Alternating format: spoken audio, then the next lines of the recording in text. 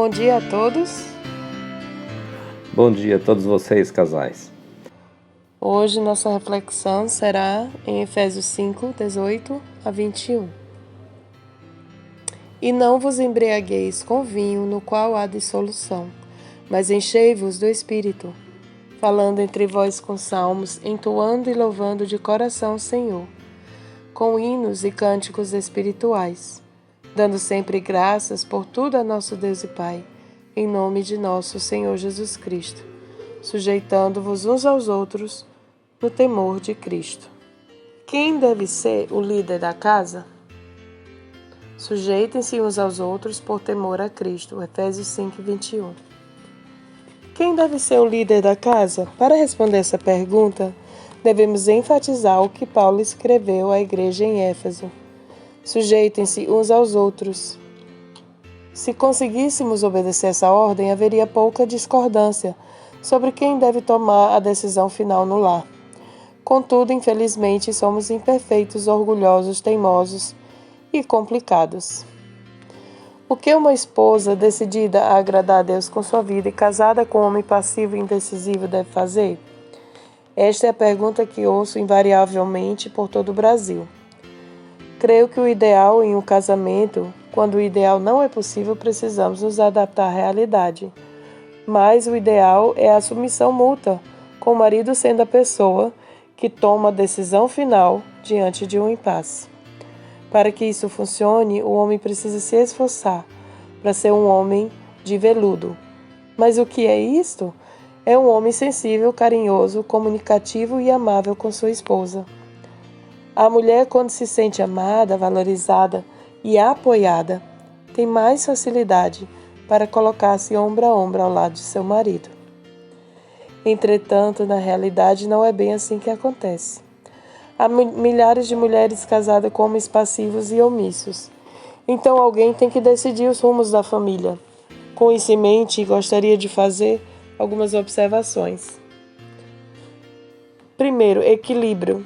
Quando um cônjuge possui personalidade mais forte e o outro é passivo, acomodado, é necessário trabalhar em prol de um equilíbrio para que um não sufoque o outro.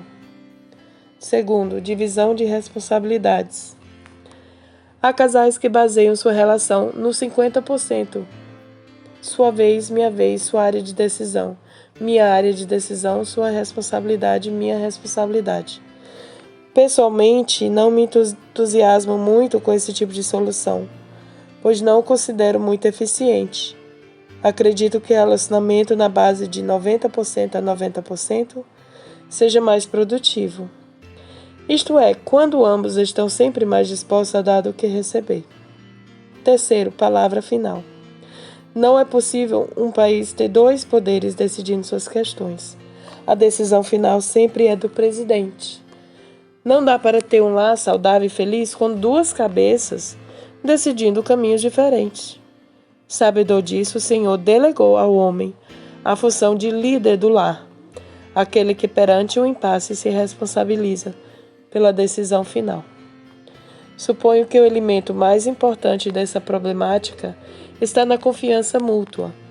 Onde há confiança, há tranquilidade para cumprir-se a ordem. Sujeitem-se uns aos outros. E olha, Melanie, quando eu ouço esse devocional, duas coisas me vêm à mente.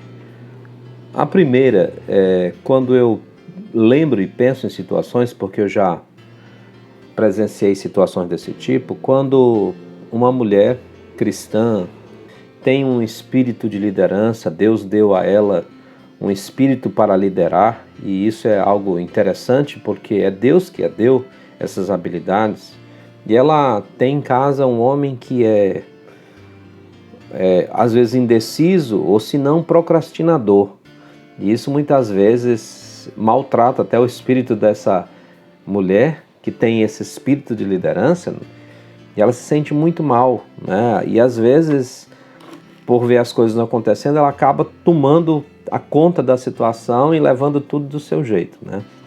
Eu conheço de perto pelo menos duas mulheres que são assim e vivem num lar onde elas precisam exercitar exatamente esse princípio da palavra de Deus. E aí é onde eu quero entrar. Se uma irmã estiver me ouvindo, que ela acredita que Deus lhe deu esse espírito de liderança por conta de tantas outras características, mesmo com esse espírito, ela precisa submeter-se à palavra de Deus. Na realidade, submeter-se à palavra de Deus é um exercício contra a nossa própria natureza. Deus tem um propósito claro e firme porque Deus lhe deu esse espírito forte de liderar, de tomar a frente. Mas, mesmo que Ele tenha lhe dado isso não quer dizer que você tem liberdade de passar por cima da autoridade do seu marido. Que você tem a liberdade de simplesmente liderar o seu lar de qualquer jeito. Não. Você precisa submeter-se à palavra de Deus e pedir graça de Deus para ser um incentivo ao seu esposo para que ele lidere da forma bíblica.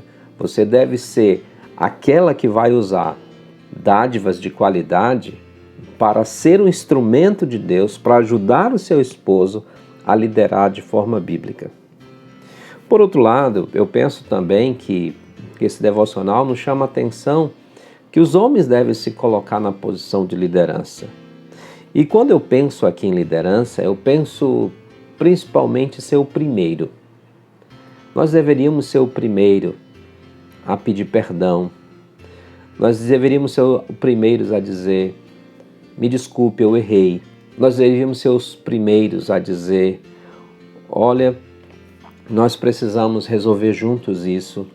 Nós deveríamos ser os primeiros a estarmos dispostos a cuidar das nossas esposas sem elas reclamarem que estão doentes, que estão sentindo isso. Nós devíamos ser os primeiros a buscar reconciliação. Nós devíamos ser os primeiros a dar um abraço. Devíamos ser os primeiros a perceber quando ela não está bem. Então tudo isso faz parte da liderança cristã bíblica. Nós devíamos ser os primeiros a dizer, deixe comigo, eu faço isso para você, eu faço isso por você. Porque esse é o princípio de Jesus Cristo, né? O que quiser ser o maior entre vocês, seja o menor. O que quiser ser o primeiro, seja aquele que vos sirva. Esse é o modelo de liderança deixado por Cristo Jesus. Por essa razão, esse devocional é muito propício para os nossos dias, porque há uma ideia, usando a expressão atual, polarizada de liderança, principalmente falando de homem. Ou é aquele homem que é democrático, mas é uma palavra para dizer que ele não tem atitude, ou ele é um líder de verdade, mas o que quer dizer é que só ele fala e o resto em casa tem que baixar a orelha, senão a coisa pega.